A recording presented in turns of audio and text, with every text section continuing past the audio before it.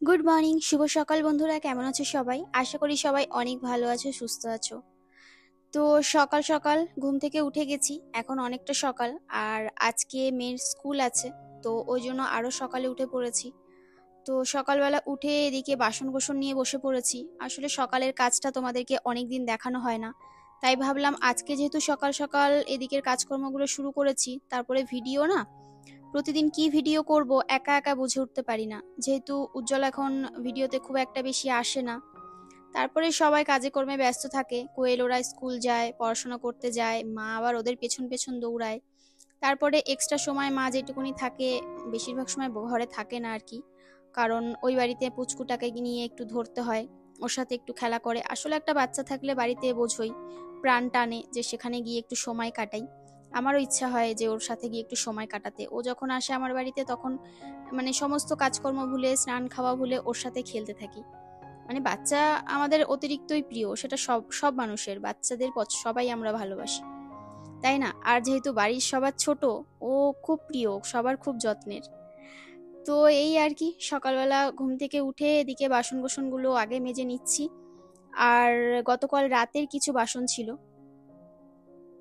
তো সেই বাসনগুলো দেখতেই পাচ্ছ যে অলরেডি মেজে জড়ো করে রেখেছি। আর এখন আজকে সকালের যে বাসনগুলো হয়েছে সেগুলো এখন মেজে ধুয়ে পরিষ্কার করে নিচ্ছি।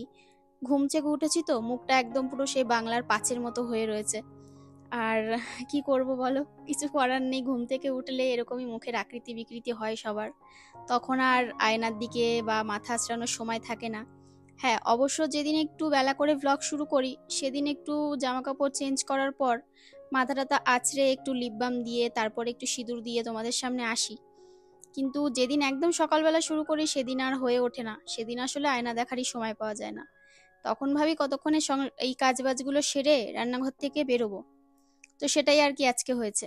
আর জলের বোতল অনেকগুলো ফাঁকা হয়েছে, তো জল এখনো ভরা হয়নি। জল ভরতে যাব, তার আগে রান্নাঘরটা আগে মুছে নিই। তারপরে এই ওভেন টোভেনগুলো ভালো করে পরিষ্কার করে নিই, করে নিয়ে তারপরে ওদিকে বাকি কাজগুলো রয়েছে। সারাদিনে তো কাজ রয়েছেই, তো আজকে তোমাদের সকাল থেকে দুপুর অবধি মানে সকালের ব্লগটাই শেয়ার করব। মানে আমরা তো খাই তখন বাজে 12টা, তো সকাল ধরো 6টা বাজে এখন। 6টার থেকে তোমাদেরকে 12টা অবধি যা যা করলাম সেটাই শেয়ার করব। একটা ব্লগে পুরোটা দেখাতে গেলে সম্ভব হয় না, অনেক বড় হয়ে যায় ব্লগ। আর তারপরে ভয়েসও দিতে হয়, এডিটও করতে হয়। তো ওই জন্য ছোট ছোট করে ব্লগ দিলে তোমাদেরও দেখার সুবিধা হয়। আসলে সব রকম ভাবেই চেষ্টা করি, যখন যেরকম সম্ভব হয় তখন সেরকম ভাবে দিই। আর তোমাদেরকে বললাম না যে আমার এডিটিং অ্যাপ্লিকেশনটা আমার খুব প্রবলেম হচ্ছে, তো সেটা নিয়েও আসলে একটু চিন্তায় রয়েছি, ভুগছি। তো দেখি। আর এবার ঘরের কাজগুলো মানে রান্নাঘরের সব মোছা টোছা হয়ে গেছে, তো এবার ফ্লোরটা মুছে নিচ্ছি। আর বেশ কয়েকদিন ধরে না ওই ফ্লোর ক্লিন করার যেটা মানে আর কি ফিনাইল, সেটা শেষ হয়ে গেছে। তো ওটাই আর কি অর্ডার করেছি, দেখি অনলাইনে কবে আসে। আসলে এখানে বড় প্যাক পাওয়া যায় না, আর ছোট ছোট যে বোতলগুলো, কৌটোগুলো, কৌটো না ঠিক ওই 1 লিটারের বোতল বা 500-র বোতল পাওয়া যায়। ওগুলো নিতে গেলে অনেকটা দাম পড়ে যায়, সেক্ষেত্রে একসাথে যদি 3 লিটার, 2 লিটার, 5 লিটার নেওয়া হয় তাহলে একটু ডিসকাউন্ট দেয়। ওই জন্য অনলাইন থেকে একেবারে অর্ডার করে দিই। তো এই মাসেও আর কি সেটা করা হয়েছে। তো সংসারের এদিকের কাজকর্ম সেরে এবার একটু চা বসালাম। চা বসিয়ে আগে চাটা করে রাখি, ভাবছি চাটা এখন খাবো না, চাটা না একটু পরে খাবো, কারণ ছাদে আমার একটা বিশেষ কাজ রয়েছে। চাটা করে একটু ঢাকা দিয়ে রাখি, এসে তারপরে আমি আর মা না হয় একসাথে খাবো, যদি মা অবশ্য ঘুম থেকে ওঠে বা বাড়িতে থাকে।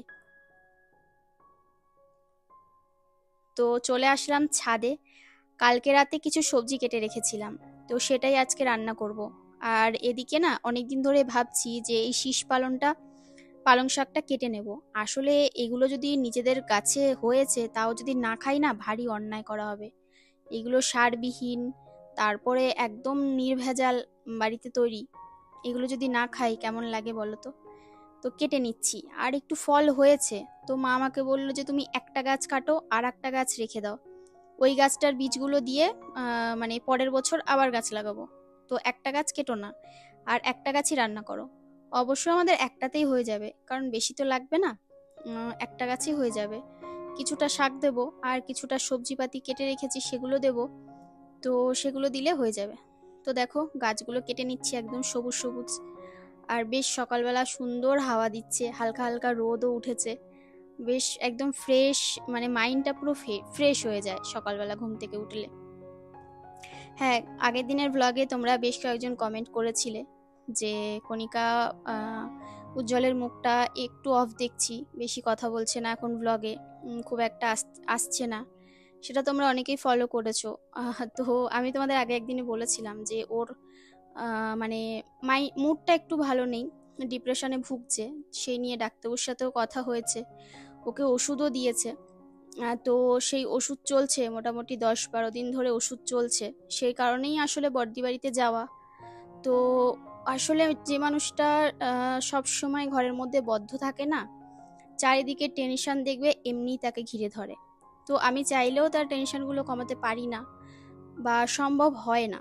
আসলে আমরা বলি যে একটা মানুষের, ধরো তোমার কেটে গেল, তোমার যন্ত্রণাগুলো আমরা নিতে পারবো না, কিন্তু হয়তো যন্ত্রণার ভাগিদার আমরা হতে চাইলেও যন্ত্রণার ভাগগুলো আমরা নিতে পারবো না। তো এটাই হয়েছে আমার ক্ষেত্রে, আমি চাইলেও যন্ত্রণাগুলো নিয়ে নিতে পারি না। সেক্ষেত্রে ওকে একটু ভালো রাখার জন্য ঘুরতে যাওয়ার প্ল্যান করছি বিভিন্ন দিকে। খুব জোরাজুরি করার পর তারপরে রাজি হয়েছে, এখনও নিজেও ঘুরতে যেতে চাইছে। তো আমরা আবার এই সপ্তাহে আবার ঘুরতে যাচ্ছি।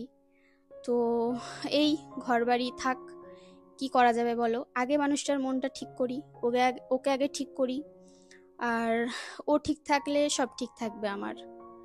ওই জন্যই আর কি সমস্ত কিছু ছেড়ে এদিক ওদিক ঘুরতে যাওয়ার প্ল্যান, আর কিছুই নয়।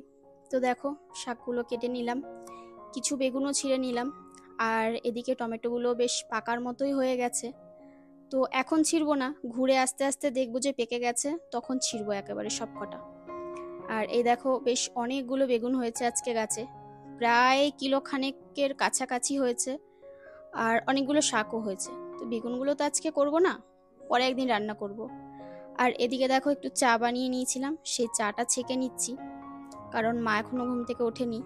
আর এখানে মেয়ের খাবার বসিয়েছিলাম, তো হুইসেল পড়ে গেছে আর কি, খাবার রেডি হয়ে গেছে, বন্ধ করে রেখে এসে এখানে এবার চা আর বিস্কুট নিয়ে বসলাম। তো কর্তামশাই এখনো ওঠেনি, উঠবে, ওর উঠতে একটু লেট হয়। তো ওকে উঠিয়ে দেবো, স্নান দান করাতে হবে। তো তার আগে একটু চাটা খেয়ে নিই। আর সকালবেলা তো আমার সাথে সাথে পেস্তাও উঠে যায়, তো ও ডিউটি দেওয়া শুরু করে আমার সাথে সাথে, এই আর কি। তো চাটা খেয়ে ওকে উঠিয়ে দিলাম, ওকে উঠিয়ে দিয়ে ঘর দোরগুলো ঝাড় দিলাম, সেগুলো আর তোমাদের সাথে শেয়ার করা হয়নি। আর এবার না একটুখানি মুড়ি খাওয়া ভাবলাম, সকালবেলা ও কিছু খাওয়া হয়নি, আর আমি তো শুধু চা বিস্কুট খেয়েছি। আর এখন প্রায় ঘন্টা দুয়েক পরে তোমাদের সাথে আবার দেখা হচ্ছে, তো একটু খিদেও পেয়েছে। ঘরে দই পেতেছিলাম, হ্যাঁ, নতুন দইটা ভাঙিনি, ওটা কালকে রাতে পেতেছিলাম, ওটা ফ্রিজের মধ্যে ঢুকিয়ে রাখলাম। পুরনো যে দইটা ওটা একটুখানি রয়েছে, ওটা দিয়ে মুড়িটা খাবো। তো একটু মুড়ি নিয়ে নিলাম, আর মুড়ি কম পড়ে গেছিলো বলে দোকান থেকে আবার নিয়ে আসা হলো। তো আমাদের ওপর নিচ করে মুড়ি রাখি, আসলে সবসময় মুড়ির জন্য ওপর নিচ করা সম্ভব নয়, নিচের জন্য এনে রাখলাম আর ওপরের জন্য এনে রাখলাম। তো দুজনে মুড়ি নিলাম, দই নিলাম। আর দইটা আগের দিন এত টক করে ফেলেছিলাম, আজকে পরের দইটা কিন্তু আবার ঠিক ছিল, কিন্তু আগে যে দইটা পেতেছিলাম ওটার দইটার পরিমাণ অনেকটা বেশি হয়ে গেছিলো, যখন মিক্স করেছিলাম প্রচণ্ড টক হয়ে গেছিলো। তো তার মধ্যে একটু চিনি দিলাম ওই জন্য, আর একটু জল দিয়ে এবার মুড়িটাকে মেখে নিয়ে যাব কর্তামশাইয়ের কাছে, দেখি খায় কিনা। তো প্রথমে বলছিল খাবে না, তারপরে আমার জোরাজোরিতে বললো যে না তাহলে একটুখানি দাও, খেয়ে নি। আমি যদি কোনো কিছু বলি যে তুমি না খেলে আমিও খাবো না, তারপরে একটু খায়, জানে যে খাবারটা নষ্ট হবে। তারপরে আমারও খিদে পেয়েছে, আমি ওই জন্যই নিয়ে গেছি, না খেলে কণিকাও না খেয়ে থাকবে, ওই জন্য খায়। তো বললো যে দাও, ঠিক আছে তাহলে খেয়ে নি, খিদেও পেয়েছে। আমি বললাম খেয়ে নাও, রান্না করতে তো লেট হবে, এখন প্রায় 12টা বাজে। তো আর আমাদের সকালের খাওয়া তো 12টার সময়, কারণ এই ভদ্রলোক আসবে স্নান দান করে, তবে তো খাওয়ার দিকে যাব। আরও ঘরে 10টা কাজ থাকে, যেমন ঘর মোছা, জামা কাপড় কাচা, বোতলে জল ভরা, আরও প্রচুর কাজ থাকে, সব তো আর সম্ভব নয়। তারপরে ঘর দোর কিছু কিছু জায়গায় নোংরা হয়, জানলা দরজাগুলো নোংরা হয়, সেগুলোও পরিষ্কার করতে হয়। তারপরে এদিকে পেস্তা সারাদিন অকাজ করতে থাকে, ও থাকে ওর মাইন্ডে একদম। তো চলো আজকের ব্লগটা এই পর্যন্তই রাখলাম। কেমন লাগলো জানিও। ভালো থেকো।